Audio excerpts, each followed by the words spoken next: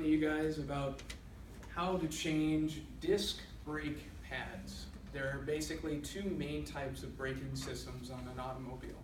You've got either disc brakes or drum brakes. Drum brakes are a hell of a lot more complicated than disc brakes. So for our time constraint, I'm just going to do disc brakes today. I personally have been a Group 2 professional rally car driver for about 2 years now. And I can't tell you enough how much I love brakes.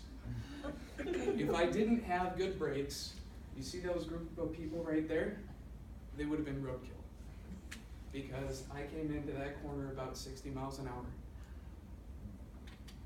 Brakes are essential. If you can't slow down, it's not worth it to go fast. And if you're not checking your brakes, this can happen. When you're riding with that sketchy friend that says, oh, it's just a squeak, yes, it could just be a rock. Or they could have worn down their pads to the point that it is breaking apart the rotor, which, as you guys can see, is not small. So today, I'm going to talk about all of the components involved in brakes, how they work together, and how to change your brake pads. So, pretty important stuff. This is all of the components involved in your braking system.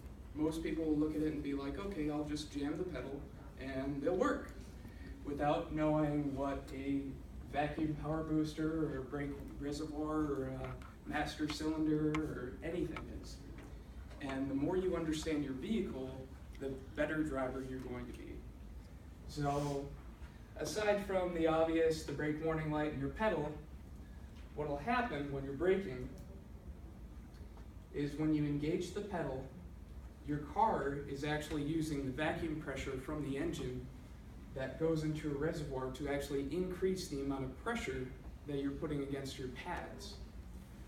Your pads will be sitting inside of this caliper.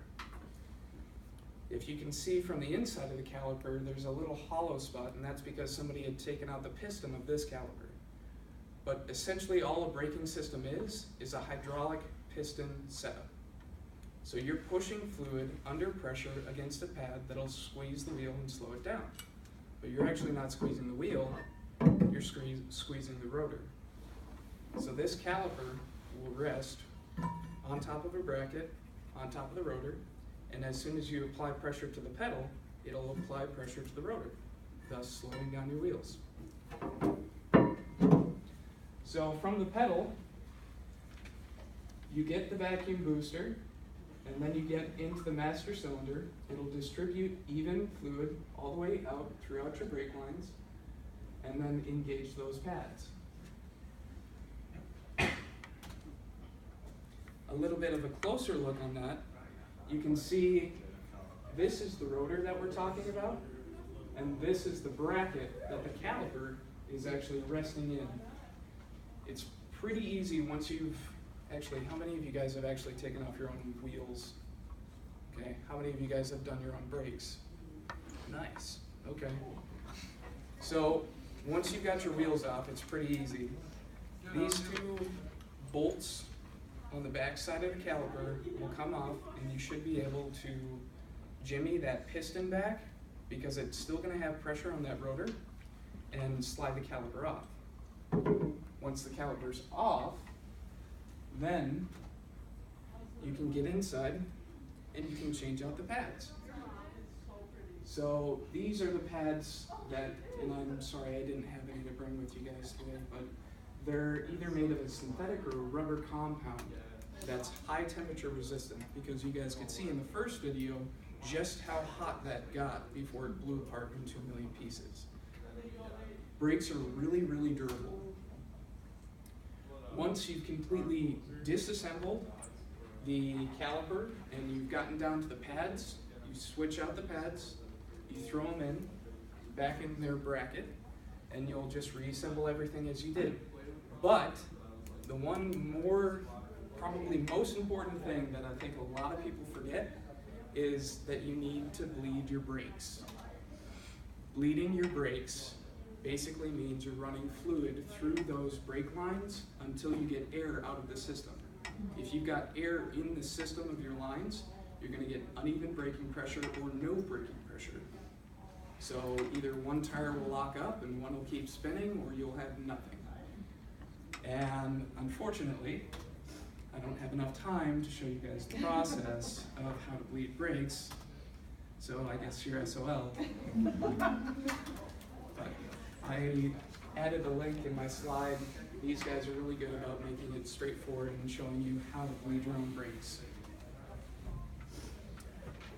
So, I talked about some of the components involved in brakes, how important it is to check your brakes, and how they all work together, and how to change your pads.